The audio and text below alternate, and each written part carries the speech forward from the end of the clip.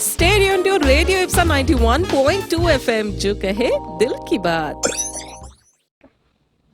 Hello मैं amazing listener, आप सुन रहे रेडियो एफएम 91.2 एफएम मेरी वानी के साथ। और जैसा कि मैं हर बार करती हूँ स्टार्टअप के बाद कुछ इनोवेटिव आइडिया के साथ, तो वैसे ही आज भी मैं आपके लिए बहुत ही अमेजिंग से लोगों के साथ आई हूँ। और अमेजिंग से लोग हैं वर्षा पांडे मैम, जो कि अलायंस वेकेशन की जो है सीईओ है, डायरेक्टर है और सभी कुछ है। तो सबसे पहले वेलकम कर लेते हैं, उसके बाद मैं इनके बारे में बताऊंगी। तो वेलकम है वर्षा जी, आपका बहुत बहुत स्वागत है। Thank you so much. तो वर्षा जी के बारे में बताऊं तो ये टूर एंड ट्रैवल इंडस्ट्री में काम करती हैं और इनको लगभग 10 से ज्यादा साल हो गए हैं इस पर्टिकुलर इंडस्ट्री में काम करते हुए। इनका एक्सपीरियंस तो और भी ज्यादा है, तो मैं ज्यादा बात नहीं करूंगी, लेकिन मैं इनसे जरूर पूछूंगी कि वर्षा जी कैसे स्टार्ट हुई ये चीज, कैसे आपको आइडिया आया कि किस तरीके से आपको ये टूर एंड ट्रैवल इंडस्ट्री में ही काम करना है या ये पर्टिकुलर चीज में ही अंदर जाना है और इसमें कमाल करके दिखाना है। Thank you so much first of all inviting me to here. Basically मैं राजस्थान से बिलोंग करती हूँ, राजस्थान के एक छोटे से गांव से आई हुई हूँ। Just I was 17 years old जब मेरी शादी हुई थी और मैं बाल विवाह हो गया था मतलब। एग्जैक्टली और ग्रेजुएशन भी कंप्लीट नहीं हुआ था, फाइनल ईयर में थी तब मैं। पर शादी के बाद इमीडिएट 2001 में हम लोग, मेरे हस्बैंड का वेस्ट मैनेजमेंट का काम है, वो कुवैत में थे, तो हम लोग कुवैत शिफ्ट हो गए।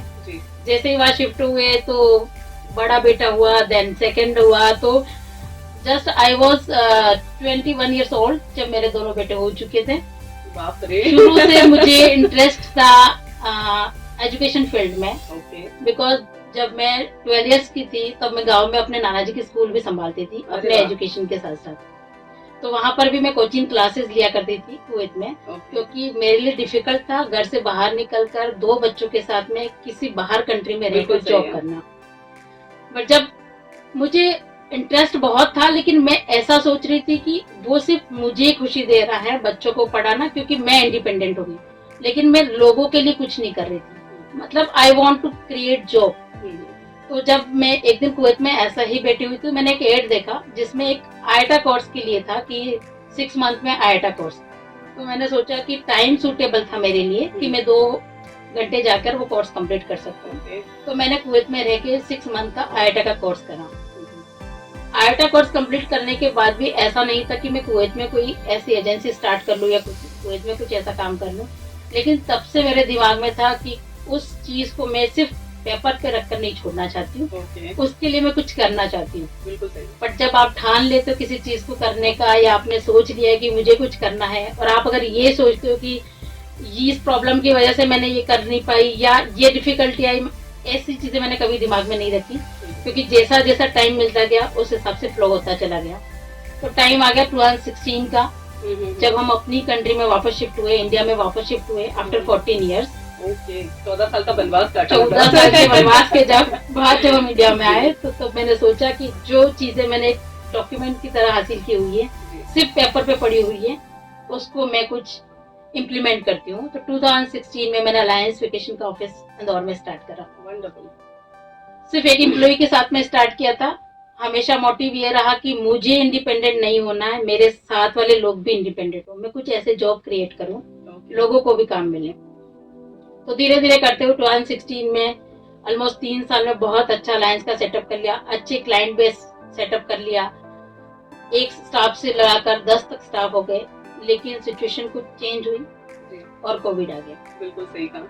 कोविड जैसे ही आया तो सिनेरियो बहुत चेंज हुआ, क्योंकि सबसे ज्यादा इफेक्ट हुआ था ट्रैवल इंडस्ट्री। बिल्कुल सही कहा। और मेरी टीम जो मेरे साथ थी, उन्होंने मुझे हमेशा एक टीम ने हौसला दिया कि हमेशा वो साथ रहेंगे, हमेशा काम करेंगे, लेकिन मेरे लिए भी उस टाइम को सर्वाइव करना बहुत डिफिकल्ट था, क्योंकि मुझे उन सबकी फैमिली को भी देखना था, और आप पॉकेट से कितने टाइम दे सकते हैं जी।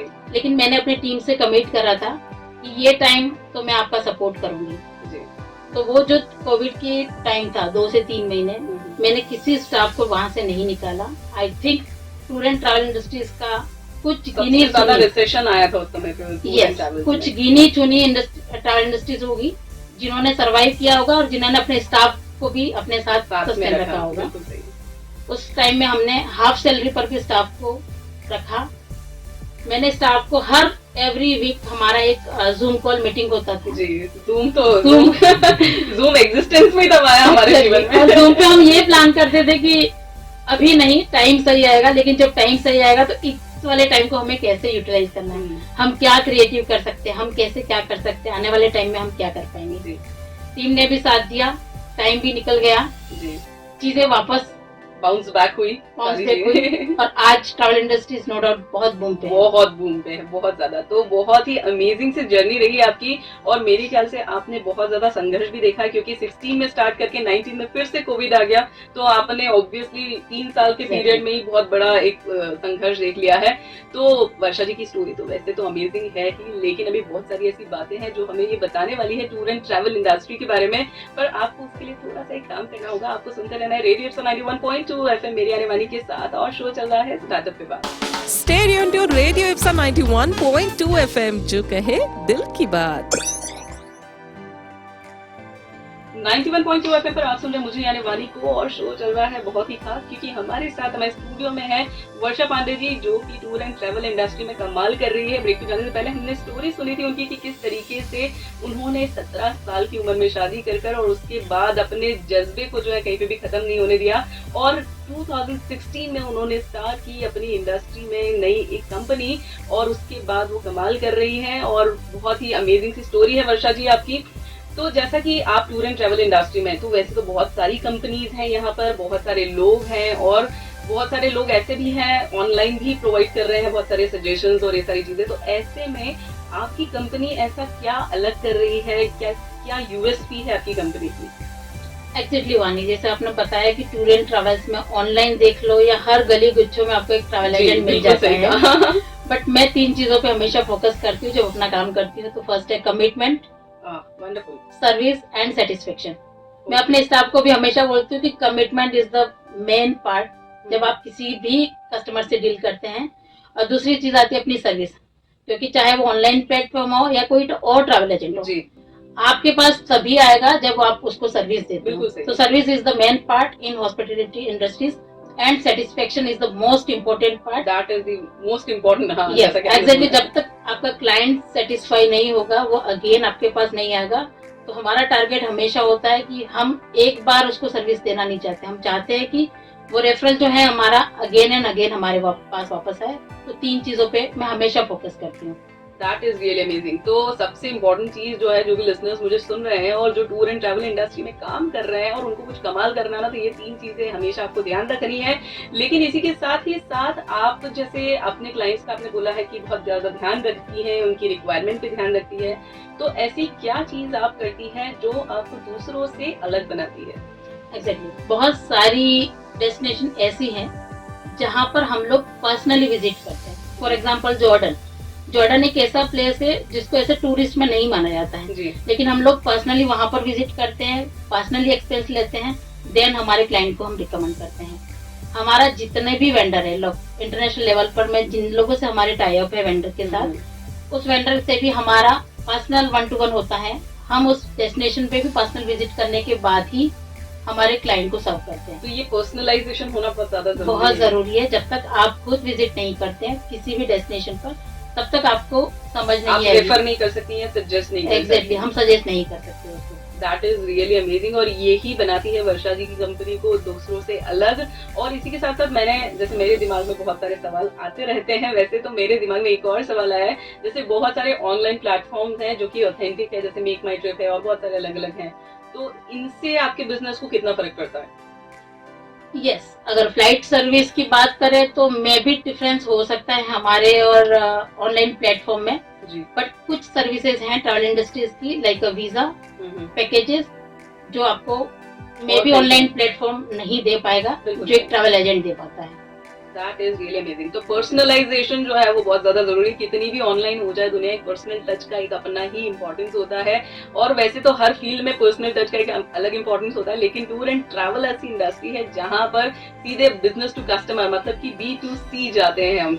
तो इसीलिए अगर आपको और भी बातें जाननी है तो आपको क्या करना है, बहुत ही सिंपल सा काम है, आपको बने रहना है रेडियो 91.2 FM पर मेरी आने वाली के साथ। और हमारे साथ वर्षा जी है जो कि बताने वाली है हमें बहुत ही सारी चीजें टूर एंड ट्रैवल इंडस्ट्री की। तो तो सुनते रहिए रेडियो इप्सा 91.2 FM जो कहे दिल की बात। मेरी आने वाली के साथ शो चल रहा है स्टार्टअप पे बात। Stay tuned to Radio Ipsa 91.2 FM जो कहे दिल की बात। Hello and welcome back amazing listener. आप सुन रहे रेडियो इप्सा 91.2 FM मेरी आने वाली के साथ, और शो पे मैं आ गई फिर से एकदम झकास बातें लेकर, क्योंकि हमारे साथ हमारे स्टूडियो में है वर्षा पांडे जी, और जो कि कर रही है टूर एंड ट्रैवल इंडस्ट्री के बारे में बातें। तो ब्रेक पे जाने से पहले जैसे इन्होंने बताया था हमें कि किस तरीके से इनकी कंपनी दूसरों से अलग है, बहुत ही अलग काम कर रही है, पर्सनलाइज टच देती है, और उसी के साथ साथ जो है उनका सेटिस्फेक्शन जो रहता है वो सबसे ज्यादा इंपॉर्टेंट रहता है। कभी भी हम टूर एंड ट्रैवल इंडस्ट्री के बारे में बात कर रहे हैं तो जो भी लोग कर रहे हैं काम वो इंश्योर करिए कि भाई सेटिस्फेक्शन जो है वो बहुत ज्यादा इंपॉर्टेंट है। तो वर्षा जी, अब जो है जैसे कि आपने बोला कि हम लोग अलग कुछ चीजें देते हैं और बहुत सारे अलग अलग पैकेजेस देते हैं, तो अगर आप हमें 2-3 चीजें बता पाए, सो अगर हमारे यहाँ से कोई प्लान कर रहा है जाने के लिए तो आपकी कंपनी को टच कर सकता है और आपसे बात भी कर सकता है। बेसिकली हम लोग हैं कस्टमाइज ट्रैवल पैकेज में। Okay, customise travel package in the sense if you want adventure package will do. Solo travel अगर आप करना चाहते हैं, स्पेशली फीमेल सोलो ट्रैवल करना चाहती है तो हम उसको प्रमोट करते हैं। परेशान हो जाती है ना फीमेल तो उनका सोलो ट्रैवल करना बहुत इम्पोर्टेंट है। जी बिल्कुल। हम लोग ग्रुप टूर करते हैं जी, एंड हम लोग स्टूडेंट का पूरा जो ग्रुप है स्कूल के स्टूडेंट को जी वो भी प्रोवाइड करवाते हैं। तो हम सारे टाइप के जितने भी ग्रुप है वो सारे करते हैं। ओके, मतलब कि अगर किसी को अकेले जाना है तो वो solo tour in the sense customise, आपको जैसी रिक्वायरमेंट है उसके अकॉर्डिंग हम प्लान करते हैं। जैसा कि आपकी यूएसपी है कि कस्टमाइज करके देते हैं चीजों को। अगर आपके पास कोई आएगा तो वो जिस तरीके से बोलेगा आप अपना उस अकॉर्डिंग हम उसको प्लान करते हैं। That is really. कोई ऐसी डेस्टिनेशन आप बता सकती है कि क्या अभी बूम में चल रही है डेस्टिनेशन? बूम अभी इंटरनेशनल अगर अपन लेते हैं तो दुबई है, मालदीव है, मालदीव तो मतलब वियतनाम ने उसको फेमस कर दिया है। वियतनाम, मालदीव, दुबई सारे इंटरनेशनल पैकेज बहुत ज्यादा चल रहे हैं। डोमेस्टिक की हम अगर बात करें एज ऑफ नाउ अभी कश्मीर है, हिमाचल है, गोवा है एज यूजुअल। Okay fine. तो अगर कोई भी प्लान कर रहा है कि कहीं पे जाना है ना तो ये सारी डेस्टिनेशन को नोट कर लो, क्योंकि ये सबसे अमेजिंग डेस्टिनेशन है। अगर आप नहीं गए तो आपको जरूर जाना चाहिए और वर्षा मैम से कांटेक्ट करना है आपको। अब इसमें ही अगर जैसे मैं आपको टूर एंड ट्रैवल इंडस्ट्री के बारे में ही आगे अगर हम बात करते हैं तो आपने जैसे बोला कि पेंडेमिक आ गया था, कोविड आ गया था, तो उस समय पे भी यू सर्वाइव्ड। तो वो क्या ऐसी ट्रिक्स थी, टेक्निक्स थी जब आपने सरवाइव कर लिया कोविड के बावजूद भी, और उसके बाद जो है टूर एंड ट्रैवल भी आपने कुछ ऑर्गेनाइज अगर किए तो किस तरीके से किए? पेंडेमिक के टाइम में ये था कि एक्चुअली हमारी ऑन गाड़ी अलायंस की 7+ ऑन कार है जब हम ट्रांसपोर्ट सर्विस भी प्रोवाइड करते हैं। इवन GIS एंड PPT में भी हम गवर्नमेंट के ट्रैवल पार्टनर थे। अरे वाह, वंडरफुल। तो उस टाइम हमने पूरी गाड़ियां हमारी प्रॉपर सैनिटाइज, ड्राइवर का वैक्सीनेशन एंड प्रॉपर पार्टीशन के साथ में हमने ट्रांसपोर्ट सर्विस भी उस टाइम प्रोवाइड करवाई थी, क्योंकि सबसे ज्यादा दिक्कत जो उसमें थी उस टाइम ट्रांसपोर्ट की थी। बिल्कुल कि लोग इतना ज्यादा ट्रैवल नहीं कर रहे थे बट उनको टैक्सी की रिक्वायरमेंट बहुत ज्यादा थी। तो हमने सारी गाड़ियां हमारी proper sanitisation and vaccination driver के साथ में प्रोवाइड करवाई थी। एंड तब सबसे इम्पोर्टेंट टास्क जो मैंने और मेरी टीम ने किया था वो ऐसी डेस्टिनेशन सर्च करना था कि जहाँ पर कम कोविड केसेस हो, जहाँ पर इजीली ट्रैवल कर सकते हैं। उसमें से वन ऑफ द डेस्टिनेशन था Tamia. Tamia is located in Patalkot near Pachmarhi. वहाँ पर पर्सनली मैंने और मेरी पूरी टीम ने विजिट करा था। जब वहाँ पर मैंने देखा तो मुझे एक आइडिया जो वहाँ पर देखने के बाद आया था वो था जो मैं शायद आपके आगे वाले पॉइंट में कवर करूंगी, जो मेरा गोल है कि किस तरह टूरिज्म को गांवों में प्रमोट किया जाए। That is really amazing. तो अगर आपको जानना है कि वर्षा जी क्या बताने वाली है तो आपको फिर से एक बहुत ही सिंपल सा काम करना है, आपको बने रहना है रेडियो इप्सा 91.2 FM पर मेरी आने वाली के साथ, और शो चल रहा है स्टार्टअप पे बात। बने रहिए। Stay tuned to Radio Ipsa 91.2 FM जो कहे दिल की बात। Hello and welcome back my amazing listener. आप सुन रहे रेडियो एफएम 91.2 एफएम मेरी आने वाली के साथ, और मैं आ गई हूँ फिर से एक बार आपके पास ब्रेक के बाद। मैंने ब्रेक से पहले बहुत सारी बातें की है वानी जी से और बहुत मजा भी आ रहा है क्योंकि टूर एंड ट्रैवल के बारे में है। मुझे घूमना फिरना बहुत ज्यादा पसंद है और उसी के साथ साथ जो डेस्टिनेशन का नाम लिया है तो मेरा भी मन तो बन गया है वैसे घूमने फिरने का। लेकिन जैसे ब्रेक पे जाने से पहले आपने बताया था कि अलग अलग टाइप के पैकेजेस रहते हैं कि कोई सोलो घूमना चाहता है, कोई ग्रुप में घूमना चाहता है, कोई एडवेंचर करना चाहता है, कोई पीस वाली जगह चाहता है। तो अभी जैसे अगर आप देखेंगे रिसेंटली बहुत सारे ट्रेंड चेंज हुए हैं, टूर एंड ट्रैवल की डेफिनेशन जो है वो पूरी तरह से चेंज हो गई है। तो अभी इस रिसेंट ट्रेंड में आप अपने आप को बनाए रखने के लिए क्या करते हैं, क्या स्टेप्स लेते हैं? डेफिनेटली ट्रैवल इंडस्ट्री में कंपटीशन बहुत ज्यादा है और हर इंडस्ट्रीज में, स्पेशली आप जो सर्विस इंडस्ट्री में हो तो आपको अपग्रेड होना बहुत जरूरी है। जब तक आप अपने आप को अपग्रेड नहीं करोगे तो आप सरवाइव नहीं कर पाओगे, क्योंकि जहाँ पर आप कि क्लाइंट को अच्छा दिखेगा डेफिनेटली वो वहां जाएगा। तो छोटे छोटे ट्रिक हैं इस इंडस्ट्रीज में जो आपको करने होते हैं। इफ आपका कोई ग्रुप कहीं पे गया है, फॉर एग्जांपल किसी डेस्टिनेशन पे, वो आपके पैकेज में इंक्लूड नहीं है, पर छोटा सा अगर आप उसको वहां पर एक वेलकम दे देते हैं, आप उसके लिए कुछ डेकोरेशन ऑर्गेनाइज कर देते हैं, आप उनके लिए कुछ ट्रांसपोर्ट सर्विस प्रोवाइड कर देते हैं, तो ये वाली जो छोटी छोटी चीजें हैं वो आपके कस्टमर को, आपके क्लाइंट को हमेशा आपके साथ में बनाए रखती है।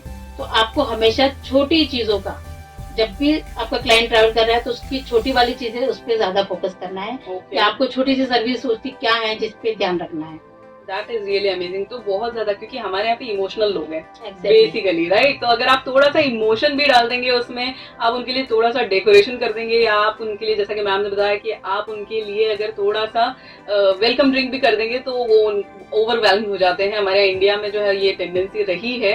तो ये चीजें जो है वो आपको ध्यान रखनी है। लेकिन इसके साथ साथ मेरे दिमाग में कब से एक सवाल चल रहा है वर्षा जी कि बीइंग ए विमेन जो है बहुत सारे चैलेंजेस रहते हैं हमारी लाइफ में, राइट? हमें सुबह खाना भी बनाना है, हमें बच्चों को भी तैयार करना है, हमें ये भी करना है, हमें वो भी करना है, हमें काम भी करना है। तो ये सारी चीजों को जो है क्या मैनेज करते हैं, कैसे मैनेज करते हैं, और आपको क्या चैलेंजेस जो है बेसिकली फेस हुए जब आपने ये particular tour and travel industry में कदम रखा? जैसा कि मैंने शुरू में ही बताया है, I am belong to Rajasthan. Rajasthan का कल्चर, और जितनी कम एज में मेरी शादी हो गई और चीजें हैं, तो no doubt as a female आपको बहुत सारी चीजें फेस करनी है। और आप उस समाज से निकल के आते हो जहाँ पर आपके ऊपर बहुत सारी पाबंदियां होती है, चाहे वो आपके कपड़ों को लेके हो, बिल्कुल सही, चाहे आपको बाहर निकलने का हो, चाहे आपको एक बिजनेस मीटिंग में अटेंड करना हो, तो एक फीमेल के लिए बहुत ज्यादा चीजें फेस करना होता है। लेकिन अगर आपने किसी चीज को टारगेट बना के रखा है या आप किसी चीज को हासिल करना चाहते हैं, तब आपको, अगर आप ये सोचेंगे कि नहीं मुझे समाज कैसे करेगा या मुझे कैसे मैनेज करना है, तो इन चीजों को साइड में रखना है। Side in the sense without family आप चीजें नहीं कर सकते हो। फैमिली को तो हमेशा आपको साथ में रखना है और फैमिली का सपोर्ट आपको हमेशा चाहिए, जैसा मुझे मिला हुआ है मेरी फैमिली का। तो विदाउट फैमिली के पॉसिबल नहीं है। लेकिन यस, चीजों को मैनेज करना है। एज ए वुमेन आपको बच्चे भी देखने हैं, पति को भी देखना है, समाज को भी देखना है, और इन सबको लेते हुए अगर आप किसी चीज को अचीव करते हैं, आपके ड्रीम को अचीव करते हैं, तो उसमें जो मजा आएगा वो अलग होता है। बिल्कुल सही है। तो मेन कोई ऐसा चैलेंज है या ऐसी कोई यादगार चीज है जो आपको याद हो और वो हमारे लिसनर्स के साथ आप शेयर करना चाहते हो?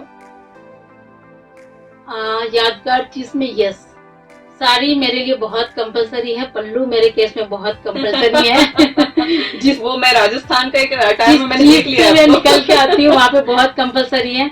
तो जब फर्स्ट टाइम मैं निकल के गई थी तो मेरी फैमिली को बहुत ज्यादा ऑब्जेक्शन थे, इसलिए थे क्योंकि वो अपनी जगह सही है, क्योंकि सबका अपना अपना होता है। उनका ये था कि नहीं, लोग क्या बोलेंगे जब आप इस तरह से निकल के आते हो, जब आपको इस अटायर में लोग देखेंगे। लेकिन जब उन्होंने मेरे काम को देखा, जब उन्होंने मेरी चीजों को देखा, जब मेरे हस्बैंड का सपोर्ट मुझे पूरी तरह से मिला, तो उनका भी माइंडसेट धीरे धीरे चेंज हो गया। और मैं अप्रिशिएट करती हूँ आज मेरी फैमिली को और लोगों को भी कि वो मुझे सपोर्ट कर रहे हैं इस तरह। That is really amazing. और सपोर्ट जो है वो बहुत ज्यादा इम्पोर्टेंट रहता है। फैमिली का सपोर्ट सबसे ज्यादा महत्वपूर्ण रहता है, और अगर फैमिली सपोर्ट में है तो आप पूरी जंग जीत सकते हैं। और बहुत ही मोटिवेटिंग बात कही है वर्षा जी आपने, और मेरे ख्याल से जितनी भी विमेन एंटरप्रेन्योर मुझे सुन रही है वो उनको कहीं ना कहीं आपसे मोटिवेशन मिलेगा कि भाई पल्लू लेकर भी हम टूर एंड ट्रैवल इंडस्ट्री चला सकते हैं। बिल्कुल चला सही कहा आपने। तो इस तरह की और भी इंटरेस्टिंग बातें हम लोग जारी रखेंगे, लेकिन अभी फिलहाल लेते हैं छोटा सा ब्रेक। ब्रेक के बाद मैं लेकर आऊंगी और भी बातें वर्षा जी के साथ। तब तक के लिए सुनते रहिए रेडियो 91.2 91.2 FM जो कहे दिल की बात, मेरी यानी वानी के साथ। Stay tuned to Radio Ipsa 91.2 FM जो कहे दिल की बात। Hello and welcome back my amazing listener. आप सुन रहे रेडियो इप्सा 91.2 एफएम और शो पे मैं एक बार फिर से आ गई हूँ वर्षा जी के साथ, जो कि हमें बता रही है टूर एंड ट्रैवल इंडस्ट्री के बारे में बहुत ही अमेजिंग सी बातें। और ब्रेक पे जाने से पहले इन्होंने शेयर की थी हमसे इनकी जर्नी, और उसी के साथ साथ इन्होंने शेयर किया कि किस तरीके से आप यूएसपी एक यूनिक चीज देखकर जो है अपना टूर एंड ट्रैवल इंडस्ट्री में काम कर सकते हैं। तो वर्षा जी, मेरा अगला सवाल जो है वो इसी से रिलेटेड है थोड़ा सा, कि अगर किसी को कोई अगर हमारा लिसनर सुन रहा है और वो स्टार्ट करना चाहता है अपना टूर एंड ट्रैवल इंडस्ट्री, तो उन बिगिनर्स को जो है वो आपका क्या सजेशन रहेगा? अगर आप tour and travel industry start करना चाहते हैं तो नो डाउट इसमें आपको कैपिटल जो लगाना है उसमें बहुत ज्यादा कैपिटल की जरूरत नहीं है जी। आप कम कैपिटल में काम कर सकते हैं। बट सबसे इम्पोर्टेंट चीज ये होती है उसमें कि उसको सस्टेन करना है लंबे टाइम तक। चीजों को अगर लंबे टाइम तक आपको लेना है तो आपको प्रॉपर वे में करके उस टूर एंड ट्रैवल को कस्टमर को बहुत अच्छे से आपको समझना है। कस्टमर की नीड सबसे पहले समझना है। जितना ज्यादा आप कस्टमर से बात करके उसको पूरी तरह से पहले आप समझेंगे, उतनी ही अच्छी सर्विस आप उसको दे पाएंगे। जस्ट उनके कॉल पे डेट, डेस्टिनेशन और 2-4 चीजें जो जनरली ट्रैवल एजेंट करते हैं कि आपकी ट्रैवल डेट क्या, आपका डेस्टिनेशन क्या है और आप कितने लोग जाना चाहते हो, दैट्स नॉट फुलफिल। इतना नहीं, आपको पूरी रिक्वायरमेंट समझनी है, उससे बात करनी है। जितना आप उससे बात करोगे तब उतना आप एक्चुअल में उसकी रिक्वायरमेंट, उसकी जो हॉबी है, उसकी जो चीजें वो जानना चाहता है वो समझ पाएंगे। तो आप कस्टमर की नीड को पहले बहुत अच्छा समझे। जब भी आप ट्रैवल एजेंसी स्टार्ट करते हैं तो उसको करने के बाद जो बेस पे, चाहे 1 या 2 कस्टमर से स्टार्ट करते हैं, तो आप कस्टमर की नीड को बहुत अच्छे से समझें। जब आप कस्टमर की नीड को समझेंगे तभी आप उसको सेटिस्फाई कर पाएंगे, उसको अच्छी सर्विस दे पाएंगे और उसको कंटिन्यूस कर पाएंगे। बिल्कुल सही कहा आपने। मतलब यहाँ पर जो है कस्टमर सबसे ज्यादा इम्पोर्टेंट है, क्लाइंट सबसे ज्यादा इम्पोर्टेंट है, और उसी के साथ साथ उसकी नीड जो है वो सबसे ज्यादा इम्पोर्टेंट है कि वो क्यों जा रहा है, उसका एक ऑब्जेक्टिव क्या है घूमने जाने का, वो सबसे ज्यादा आपको आइडेंटिफाई करना है। अगर आप स्टार्ट कर रहे हैं बिजनेस तो आपको बहुत ही कम लागत में जो ये बिजनेस मेरे ख्याल से सेटअप हो जाता है ना। तो क्या बेसिक चीजें रहती हैं इसको सेटअप करने के लिए? बहुत ज्यादा रिक्वायरमेंट नहीं है। जैसे कि पहले जरूरी था टूर एंड ट्रैवल्स कंपनी को आईआईटा लेना, अब तो बहुत सारी कंपनियां विदाउट आईआईटा भी चलाती हैं। एक ऑफिस का सेटअप चाहिए आपको, 1 या 2 आपके एक्सपर्ट स्टाफ चाहिए, एंड थोड़ा बहुत मार्केटिंग। अच्छा। बाकी चीजें आजकल हर बिजनेस सिर्फ रेफरल पे चलता है। बिल्कुल सही कहा आपने। आप जितना स्ट्रॉन्ग आपका बेस बनाएंगे, जितने अच्छे आपके रेफरल क्रिएट करेंगे, उस हिसाब से आपका बिजनेस आगे ग्रोथ करेगा। बिल्कुल सही कहा। तो ये तो थी भाई स्टार्टअप, अगर आप कर रहे हैं, अगर आप इसमें जाना चाहते हैं, अगर आप अपना बिजनेस खोलना चाहते हैं, तो अगर मान लीजिए वर्षा जी, अगर मैंने अपना बिजनेस ओपन भी कर लिया है, लेकिन इसमें प्रॉफिट जो है वो किस तरीके से कमाया जाता है? वैसे तो मैं बहुत सेंसिटिव बात पूछ रही हूँ, लेकिन फिर भी अगर कोई ऐसा बडिंग एंटरप्रेन्योर है जो करना चाहता है, तो किस तरीके से इसको स्केल अप किया जा सकता है, किस तरीके से इसको प्रॉफिटेबल बिजनेस बनाया जा सकता है? जितने ट्रैवल एजेंट आई थिंक सुन रहे होंगे वो मुझे चाहेंगे कि मैं इस पॉइंट पे बात नहीं करूं। बट यस, सबसे बड़ा पार्ट जो इसमें होता है, अगर आप इस बिजनेस में हो तो पैकेजेस जो आप प्रोवाइड करते हो उसमें ही आप प्रॉफिट कमा सकते हो। बिकॉज बहुत सारी चीजें ऑनलाइन है, आपके बहुत सारे कॉम्पिटिटर।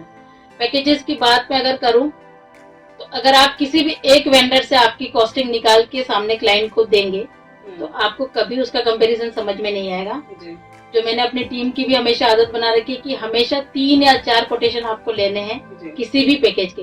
जब 3 या 4 कोटेशन आप लेते हो तब आपको कंपैरिजन समझ में आता है कि कौन सा वेंडर आपको क्या कोटेशन दे रहा है, क्या सर्विस दे रहा है, उसके अकॉर्डिंग आप अपने क्लाइंट को मार्जिन दे सकते हो। अदरवाइज अगर किसी एक वेंडर से आपने कोटेशन लिया, उसके रेट ऑलरेडी हाई है, आप जब क्लाइंट को देने चाहोगे तो आपका मार्जिन डाल के जब देते हो तो आप डेफिनेटली उसका प्राइस हायर लगेगा आपको। तो आप कंपैरिजन करना है, आपको वर्किंग करनी है उस पैकेज पे।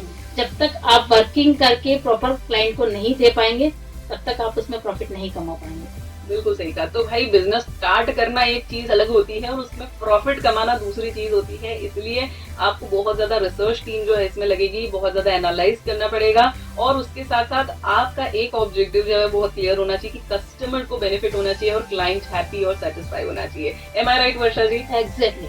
तो ये तो बातें हो गई भाई बिजनेस के बारे में, लेकिन इसके अलावा बहुत सी ऐसी बातें हैं जो भी करना बाकी है। लेकिन फिर से फिलहाल वक्त हो चुका है एक छोटे से ब्रेक का। ब्रेक के बाद मैं लेकर आऊंगी और भी बातें जो कि करेंगे हम वर्षा जी के साथ। तो बने रहिए रेडियो 91.2 एफएम पर मेरी अनवानी के साथ और शो चल रहा है स्टार्टअप के बाद। स्टे ट्यून्ड टू रेडियो इप्सा 91.2 एफएम, जो कहे दिल की बात। 91.2 एफएम पर आप सुन रहे हैं मुझे यानी वानी को, और जैसा कि मैं करती हूँ स्टार्टअप के पास और बहुत ही इनोवेटिव बातें करती हूँ और बहुत सारी इंटरेस्टिंग बातें भी करती हूँ, और जितने भी बडिंग एंटरप्रेन्योर है उसके लिए तो ये फेवरेट शो है, क्योंकि स्टार्टअप पे अगर वो स्टार्ट कर रहे हैं तो बहुत सारी चीजें हम बताते हैं इसमें जो कि उनको हेल्प कर सकती है स्टार्टअप पे बाद में। तो वर्षा जी हमारे साथ हैं और ये बता रही है टूर एंड ट्रेवल इंडस्ट्री के बारे में। तो वर्षा जी, जैसा कि आपने बताया कि आपने कंपनी स्टार्ट करी, प्रॉफिटेबल हुई है, फिर कोविड आया और उसके बाद बहुत सारी चीजें हुई, लेकिन उसके बाद बाउंस बैक किया आपने इंडस्ट्री में। तो अल्टीमेटली क्या अचीव करना चाहती है आप? मैं कंपनी स्टार्ट करने के बाद की बात करती हूँ। तो कंपनी जस्ट मैंने स्टार्ट करी थी 50,000 रुपीज में, और आज की तारीख में अराउंड टर्नओवर है हमारा 5 करोड़ के आसपास। Wonderful, amazing. मेरा गोल जो मैं अपना सेट किया हुआ उसके लिए ये है कि जैसा मैंने शुरू में भी बताया है कि मुझे खुद को इंडिपेंडेंट नहीं होना, मैं चाह रही हूँ कि मेरे साथ वाले लोग भी इंडिपेंडेंट हो। उसमें जितने भी आप चाहो उतने जॉब क्रिएट कर सके। तो जॉब क्रिएट करने की चीज में अगर ट्रैवल की बात करूँ तो ट्रैवल में अगर जॉब क्रिएट करना है तो आप एक ऑफिस की बात करते हैं तो सिर्फ लिमिटेड लोगों को जॉब दे सकते हैं, आपके स्टाफ को 10 लोग 15 लोग। लेकिन अगर इसको एक्सपांड करना चाहें या गोल की तरह देखा जाए तो मैं टूरिज्म को गांवों में देखना चाहती हूँ। अमेजिंग। क्योंकि इंडिया जो है वो गांवों में बसता है। हमारे यहाँ पर आज भी देखा जाए तो इंडिया में बहुत सारी चीजें हैं जो अगर बाहर के लोग फॉरेनर आके देखना चाहे तो हम उनको बहुत कुछ दिखा सकते हैं जी। लेकिन वो चीजें आज भी इंडिया के गांवों में नहीं है। तो मैं चाह रही हूँ कि किस तरह गांवों में टूरिज्म को बढ़ाया जाए, किस तरह होम स्टे को बढ़ाया जाए, किस तरह इको टूरिज्म को प्रमोट किया जाए। तो मेरा टारगेट नेक्स्ट ये है कि इको टूरिज्म को बढ़ाया जाए। थोड़ा इको टूरिज्म का कॉन्सेप्ट जो है हमारे लिसनर्स को बताएंगे? Eco tourism in the sense की नेचर के क्लोज। अब अगर आप इंडिया की बात करते हैं तो इंडिया में गांवों में जाते हो तो बैलगाड़ी पे लेके लोगों को घुमाना, उनको वो डिफरेंट लगेगा कि किस तरह बैलगाड़ी पे गांव का टूर किया जा रहा है। चूल्हे पे जाकर रोटी बना के सामने उसको खिलाना तो वो डिफरेंट वे लगेगा। अगर आपका कोई फॉरेन से आया हुआ है तो उसको चूल्हे की रोटी खाना, बैलगाड़ी पे घूमना, नाइट टूर गांव का कराना, लोगों का कल्चर दिखाना, आपके लोकल जो डांस है उनको दिखाना, लोकल संगीत को इंट्रोड्यूस करना। इस तरह की इंडिया में बहुत सारी चीजें हैं जो आप इंट्रोड्यूस कर सकते हो। तो मेरा फोकस ये है कि मैं गांवों में टूरिज्म को कैसे बढ़ाऊं।